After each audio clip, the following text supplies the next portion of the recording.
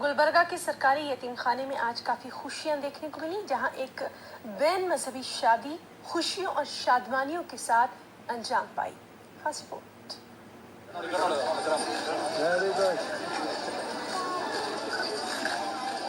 ये शादी दूसरी शादियों से कुछ हद तक मुख्तलिफ है। दुल्हा दुल्हन दोनों का पस मंजर अलग अलग है, लेकिन कुदरत ने आज इन्हें शादी के बंधन में बांध दिया है। दुल्हन शबाना बिनते रहमत की शादी विक्रम वल्द विनायक राव सावजी से हो रही है। शबाना यतीम है, बचपन से ही सरकारी यतीम खाने में पली बड़ी है।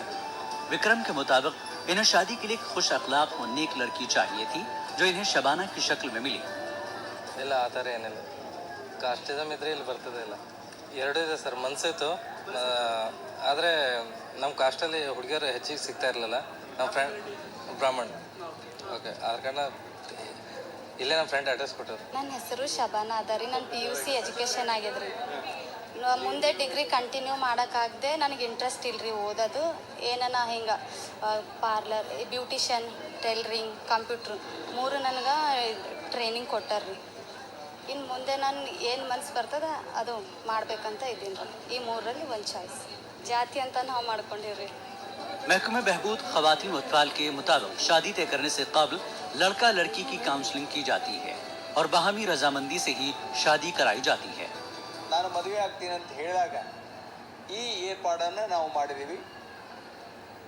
ಆಕೆಯ ಒಪ್ಪಿಗೆ ಮೇಲೆನೆ, ಆಮೇಲೆ ವರ್ಣ ಒಪ್ಪಿಗೆ ಮೇಲೆನೆ ಈ ಕಾರ್ಯಕ್ರಮ ನಡೀತಾ ಇದೆ. ಜೊತೆಗೆ ನಮ್ಮ ಇಲಾಖೆ ಕೂಡ ಸ್ಪಂದನೆ ಮಾಡಿ ನಮಗೆ ಅನುಮತಿ ನೀಡಿದೆ. ಆ ಸಲುವಾಗಿ ಈ ಕಾರ್ಯಕ್ರಮವನ್ನು ಮದುವೆಯಾಗಿ ಮಾಡ್ತಾ ಇದ್ದೀವಿ. यहाँ ये बात काबिल जिक्र है कि गुज़श्ता नवंबर में भी इसी सरकारी यतीम खाने में यास्मीन नामी लड़की की शादी रामचंद्र नामी शख्स से हुई थी। अल्लामा इकबाल ने कहा था, मजहब नहीं सिखाता आपस में बैर रखना, हिंदी है हम वतन है हिंदुस्तां हमारा। शबाना और विक्रम की शादी को देखकर अल्लामा इकबाल का ये शेर बिल्कुल सादिक खाता है, जहां मजहबी दीवारों को तोड़कर इन्होंने शादी रचाई है। न्यूज़ 18 उर्दू के लिए गुलबर्गा से जवाद मीर।